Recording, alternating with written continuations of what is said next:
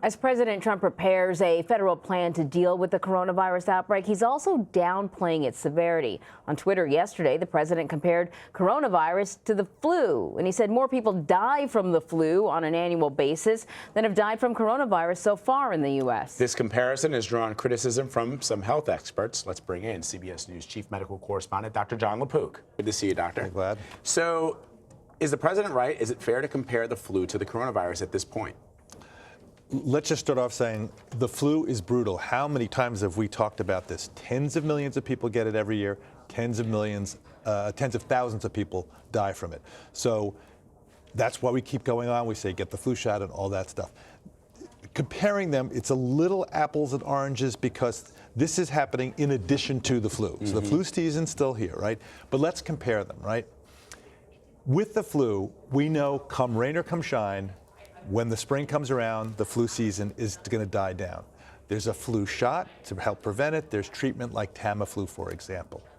With coronavirus, it's a new kind of coronavirus. Remember, coronavirus is a family of viruses, and part of it is the common cold virus, and there's also SARS and MERS, and now this new novel coronavirus.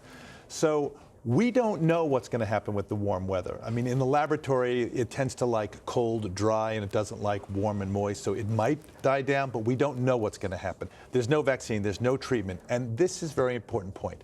There's no previous immunity to it. So with the flu, there may be from past flu seasons a little bit of immunity that we have that helps mitigate, decrease the symptoms and the likelihood you're going to get sick. With the novel coronavirus, there's none of that. So if you're exposed to it, you don't have any previous immunity. So the federal government is still trying to sort of roll out these tests widespread.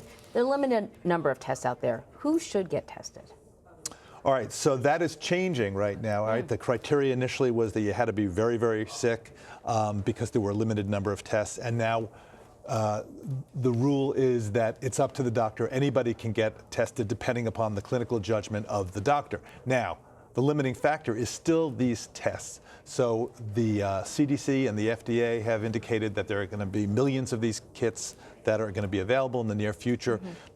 From what I'm hearing, they haven't quite shown up yet in places where doctors are testing. And so they're there. They're there in a certain amount of supply, but they're not the kind of thing where a person would go in right now, for example, because they think they have the flu. You ever had that, the nose swab or the mouth swab? And they do this respiratory pathogen panel by PCR. And it's not just the flu. It's a bunch of different things and different types of other coronaviruses from past years. We need to add that to the end of that so it's not such a big deal. You come in.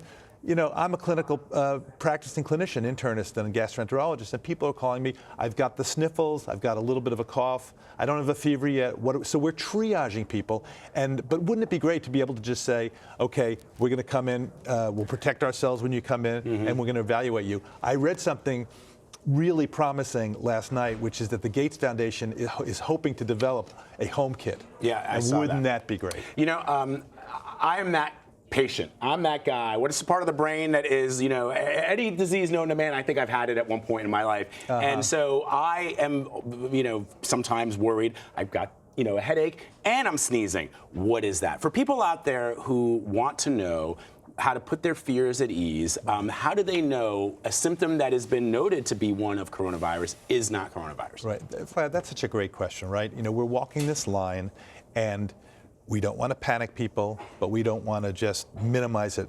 So what's that middle point? And the first thing is just facts. The way you fight fear is with facts. So cough and fever, first of all. I mean, it may be that people have coronavirus, and we're going to know this better when we have the more widely spread testing, who have very few symptoms or no symptoms. That's going to be likely, okay? But for now, in terms of something that's going to be a problem for you, cough and fever. And of course, shortness of breath is a big deal. That's a good one, right? Shortness of breath, because I've heard dry cough, wet cough, but shortness of breath. Shortness of breath, and also, you know, and I'm careful about this recommendation. I always say, talk to your clinician, right? And I don't say doctor because there's doctors, there's nurses, nurse practitioners. Talk to your clinician. A lot of people don't have a clinician, so you can call the hospital.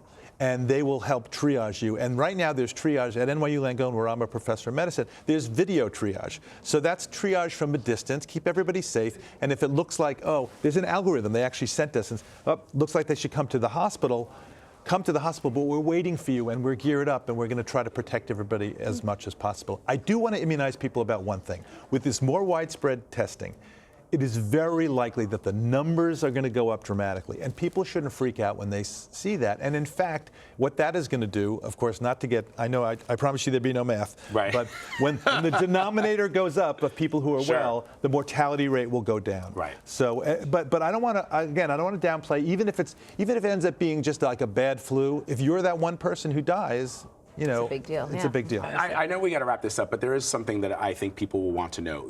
We've been telling people, doctors have been saying, you should self-quarantine if you believe you have some of those symptoms because the tests are not as widespread yet, and so you're preventing older people in your life, your vulnerable people from getting sick. But what happens if you decide, okay, I've got some of these symptoms, I'm going to self-quarantine, and in 3 or 4 days they clear up?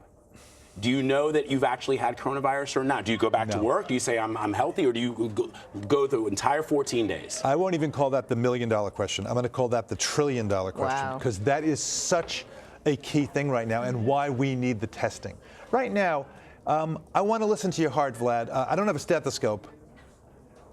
Yeah. I need the tool. You need the tool. Right. I need the test. Right. You need Right. the test. That's interesting. Really great to have you here, doctor. Thank you to be very here. much. Appreciate it.